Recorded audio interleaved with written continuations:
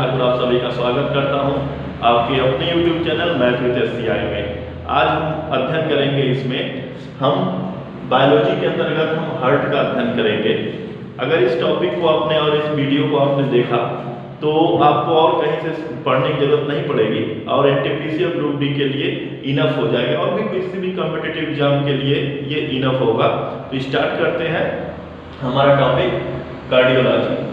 तो सबसे पहले हम देखते हैं कि हृदय के अध्ययन को हम क्या कहते हैं, कार्डियोलॉजी कहते हैं, और जो अध्ययन करता है उसे कार्डियोलॉजिस्ट कहते हैं।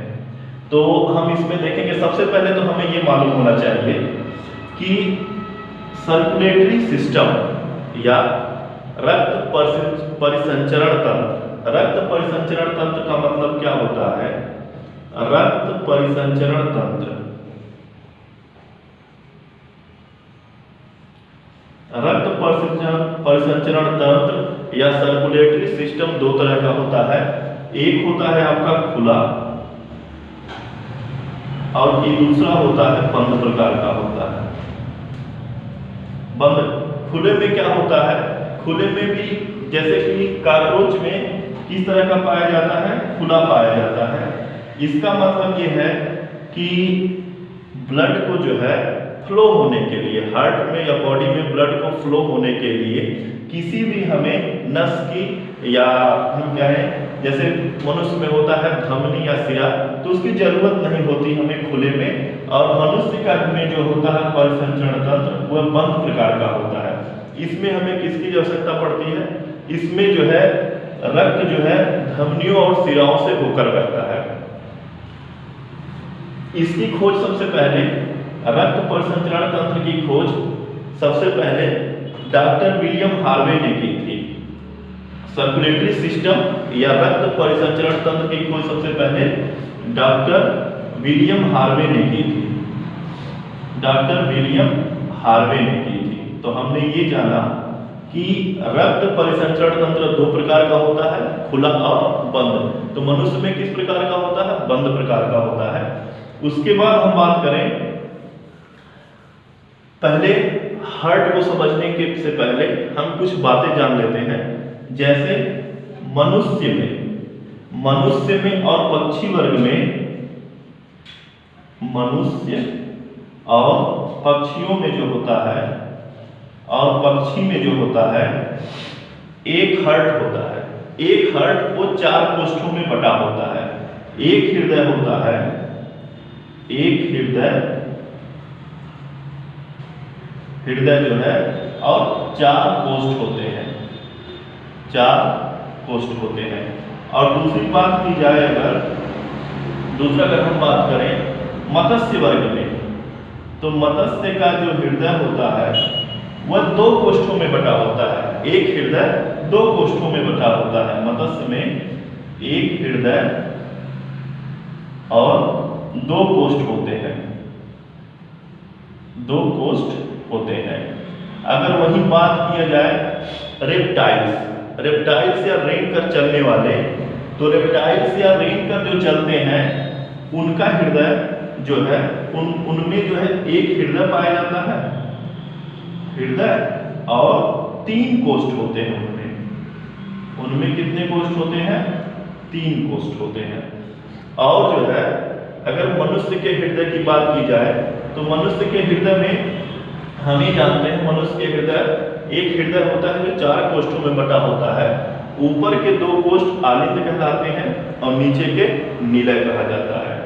तो मनुष्य का जो हृदय होता है, मनुष्य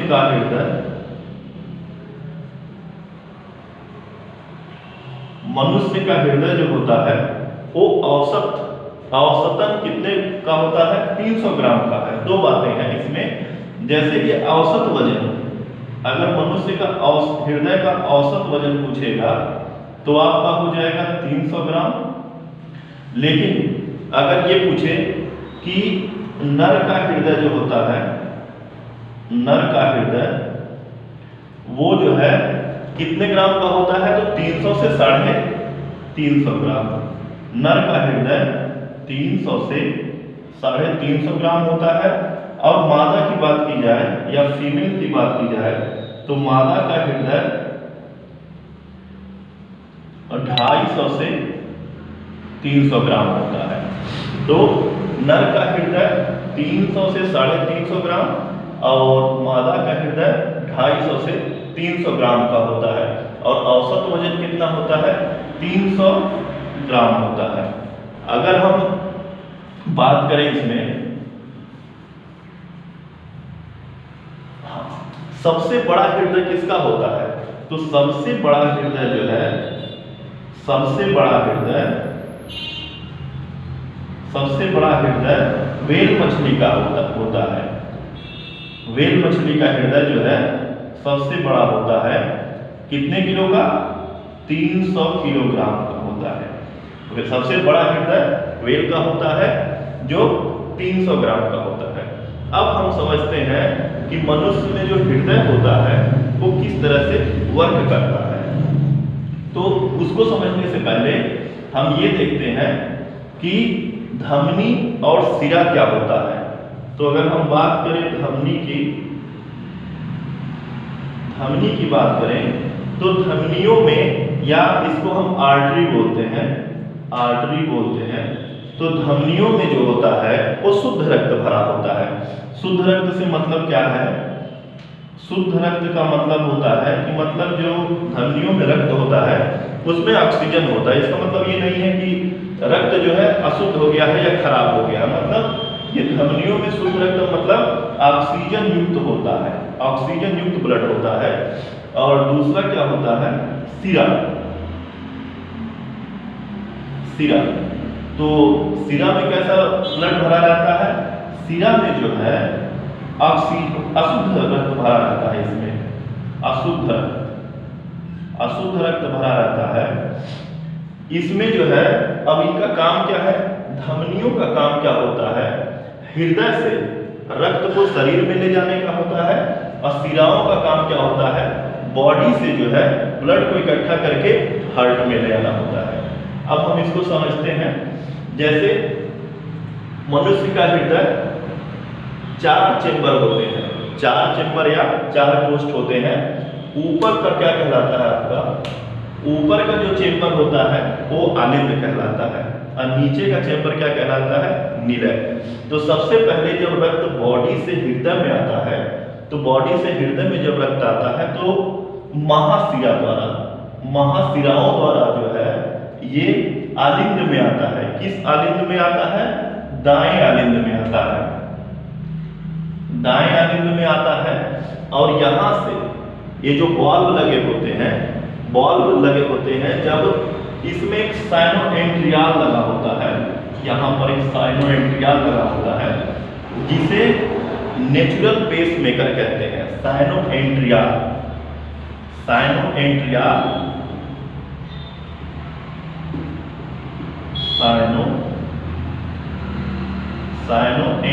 लगा होता है। साइनोएंट्रियाल लगा होता है जिसकी वजह से हृदय हमारा क्या करता है? संकुचित होता है और प्रसार करता है। साइनोएंट्रियल को जो है नेचुरल पेस मेकर कहते हैं। नेचुरल पेस मेकर कहते हैं। या ये क्या करता है?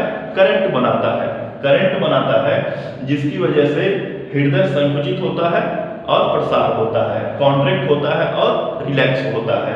तो ये कौन का काम करता है? साइनोएंट्रियाल के कारण। ये कहां पर लगा होता है? ये आपका दाएं आलिंद में लगा होता है।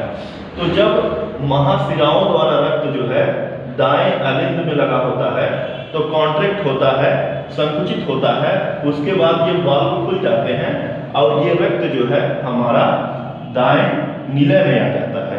दाएं आलिंद से दाएं निलय। इसमें कंफ्यूज मत होइएगा कि हम देख रहे हैं इधर बाएं, एक्चुअली में हार्ट ऐसे लगा होता है, तो मतलब दायां आलिंद और दायां निलय।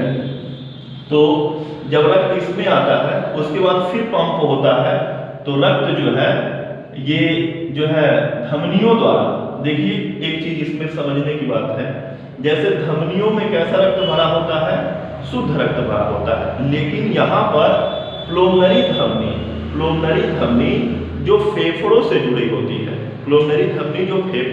होती है, उसमें अशुद्ध रक्त भरा रहता है।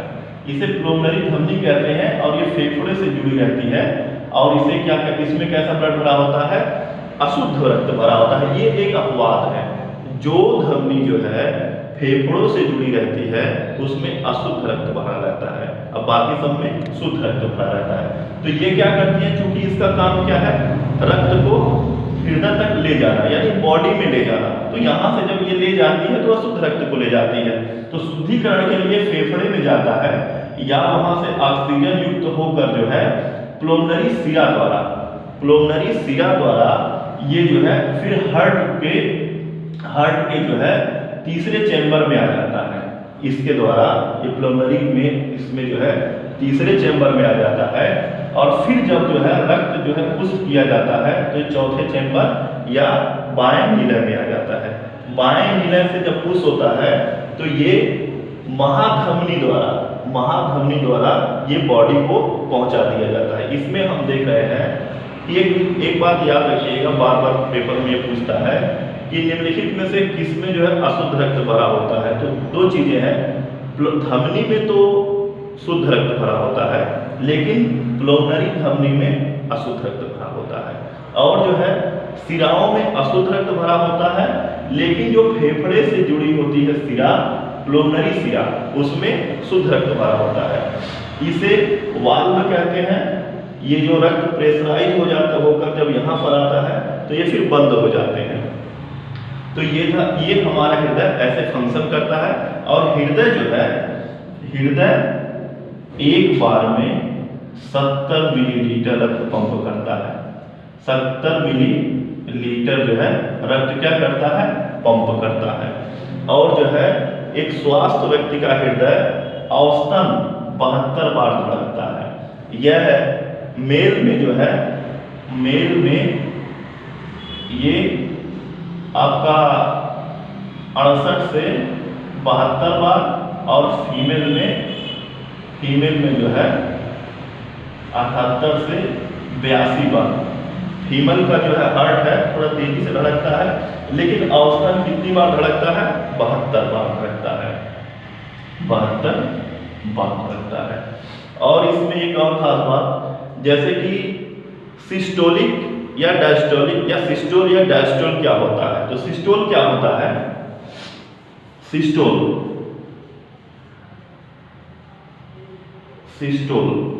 जब हृदय संकुचित होता है उसे क्या कहते हैं, सिस्टोल कहते हैं। और नॉर्मल रेंज सिस्टोल की कितनी होती है, नॉर्मल रेंज सिस्टोल की होती है 120।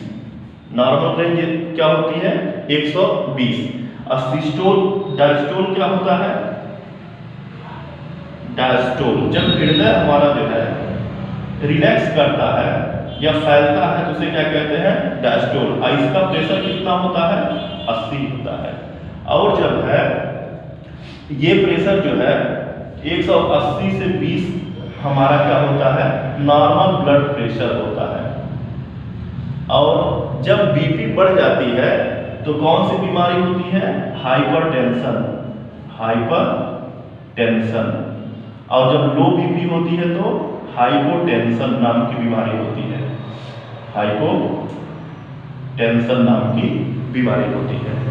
और जो है जिससे बीपी को मापा जाता है उसे क्या कहते हैं, स्फाइगोमैनोमीटर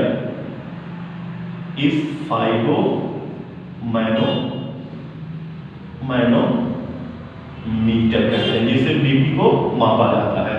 और जिससे हार्ट बीट को सुना जाता है, जो डॉक्टर लोग अपने गले में लटकाए रहते हैं, उसे क्या कहते हैं, हम लोग आला कहते हैं, लेकिन साइंस में इसे जो है स्टेथोस्कोप कहते हैं, स्टेथोस्कोप कहते हैं,